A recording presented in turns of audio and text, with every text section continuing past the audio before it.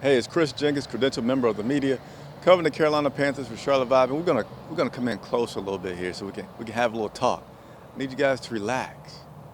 Panther fans, relax. Not because it's about to be great, because I've been telling you that this season is going to be some challenges. All right, but before I get into everything, let me go ahead and go over a few things. Let's first go over some transactions that the Carolina Panthers have made recently. In case you don't know, I'm going to get you up to date on that. All right. Wide receiver Brandon Zylstra was designated to return from IR, as well as guard Deontay Brown. He has been designated to return from IR. Let's break down what that means, because I like to educate just as much as I love to inform about what's going on. Designated to return means they have 21 days to activate the player, or that player will need to go on season-ending IR. So positive signs for Brandon and Deontay. We signed quarterback Matt Barkley. More about Matt here shortly. Stay tuned. And we also signed guard Patrick. Man, I'm not even going to try to say his name, but guard Patrick to the practice squad. Injury report. A little longer than last week, but man, not as long as the Arizona Cardinals. I don't even talk about the other teams' injury report list, but that one for the Arizona Cardinals is very, very long. But let me go over the ones for the Carolina Panthers. You got defensive end Brian Burns with a foot injury, did not practice. You got quarterback Sam Darnold with a shoulder injury, did not practice. And of course, we're going to talk a little bit more about Sam here in just a second. Linebacker Frankie Luvo, knee, he did not practice. Cornerback Stanley Thomas Oliver with his toe, he did not practice. And then we got some guys that did practice. We had cornerback Rashawn Melvin with a hand injury. He was limited in practice. And like I said, I'm going to throw in one extra for you. Kyler Murray for the Arizona Cardinals. He did not practice today, still dealing with his ankle injury. So let's backtrack. Let's first start with the signing of quarterback Matt Barkley. I'm going to tell you, there's no need to get excited about this guy. I like to just put things in perspective. For the most part, I just like to give information and let you decide. Sometimes I'll give you my perspective as well to possibly help you in deciding how you want to feel about things. Still up to you to feel however you may want to.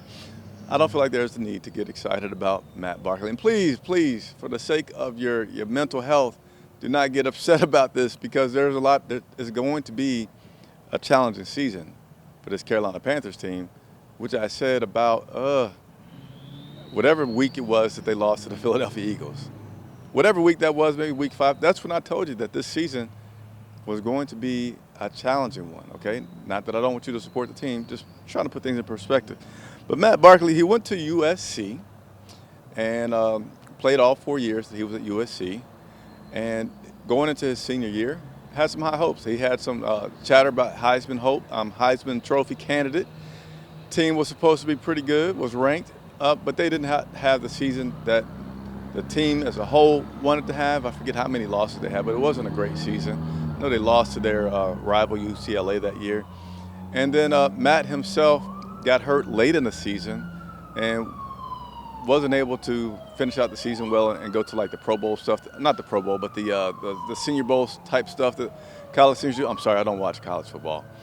So with he had that injury, his stock dropped a little bit. He went from a projected first-round pick to sliding all the way down to a fourth-round pick, where he was picked up by the Philadelphia Eagles in the fourth round.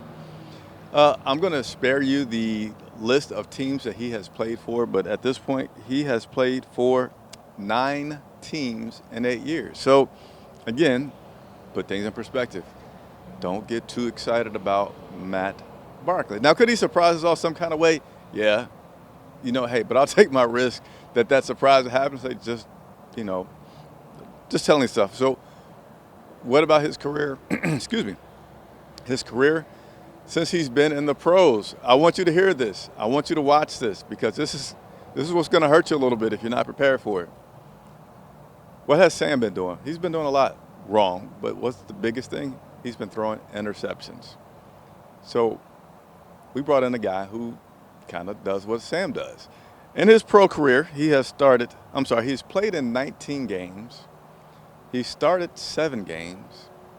He has thrown 11 touchdowns. I give you a guess on how many interceptions he's thrown. Remember Sam Darnold? He's thrown 22. This guy's thrown 11. touchdowns, 22 interceptions. So, yeah, that's what I'm going to say about Matt Barkley. I understand that this team is doing what it can, given what it has. Doesn't have a lot that it can do. Uh, Coach Matt Rule talked about the quarterback situation. Said they're going to continue to evaluate some things. Good old Joe Person at The Athletic asked him about Cam Newton. Didn't want to get any comment about Cam Newton as far as if they're talking to him, if they want to talk to him, or anything like that. Said it's really out of his control and just doesn't want to deal with the speculation of Cam Newton. I personally don't feel like Cam is going to come. I don't think Cam would want to come. And, I think I was going to comment on something that I don't have verified, so I'm not going to comment on that. Trust me, it's nothing juicy. But why would Cam Newton want to come back here? Unless he's, to me, that would be viewed as a desperation move. I mean, this organization, kicked you out. You didn't feel good about them kicking you out. Why would you come back? Unless you just don't feel like you have a chance to go anywhere else. I mean, forget that you could want him back. Forget that on how he might work. Why would Ace Boogie, want to do something like that? Anyway, let me move on. Let's talk about Sam Darnold. He's going to be placed on the IR. Coach says that he's going to miss 4 weeks. That's what they're thinking. He's not a doctor, but he's saying he feels like it's going to be a 4-week thing, maybe 4 to 6 weeks. So Sam is not going to start this week. Once again, I'm on the video telling you that P.J. Walker is going to start, but this time it seems much more certain that P.J. Walker will start due to the injuries of Sam Darnold. Lots of questions about this, and I'm just going to strongly give you my opinion. Yeah, Sam had an injury, but I'm not taking that as an alibi for how terrible Sam did. If Sam knew that he was hurting and just pushing through it, but you're throwing these interceptions, it's just nothing good about this. And I don't want to jump on the coaches because I feel like, just like now, I can't tell you how you feel. I can only just kind of go on observations, and I can't say the coaches should have known anything about the injury. But I will say the coaches were a little bit extra patient with Sam Darnold this past game. I wish they weren't so patient. But I will also come back around and say this. We don't have a lot of good options. So right now, P.J. Walker's going to be our quarterback. And a lot of people will be happy. But I feel like a lot of people are going to have to keep their happiness and a perspective to this. P.J. Walker can be sufficient for the Carolina Panthers if he doesn't throw the ball away. I don't care if they restrict the kind of passes that he has. The run game a couple weeks ago went well for us and still did respectable last week. You got to keep in mind, Christian McCaffrey is going to come back.